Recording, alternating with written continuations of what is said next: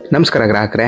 ಹಿಂದೂ ಪುರಾಣದ ಪ್ರಕಾರ ಶಂಖದಲ್ಲಿ ವಿಷ್ಣು ಹಾಗೂ ಲಕ್ಷ್ಮಿ ಇಬ್ಬರು ನೆಲೆಸಿರ್ತಾರೆ ಅಂತ ಹೇಳ್ತಾರೆ. ಇಂಥ ಶಂಖದಲ್ಲಿ ಎರಡು ವಿಧ, ಒಂದು ಬಲಮುರಿ, ಇನ್ನೊಂದು ಎಡಮುರಿ. ಬಲಮುರಿ ವಿಷ್ಣು ಸ್ವರೂಪ ಹಾಗೂ ಪೂಜೆಗೆ ಬಳಸಿದ್ರೆ, ಎಡಮುರಿ ಊದೋದಿಕ್ಕೆ ಮಾತ್ರ ಬಳಸುವಂಥದ್ದು.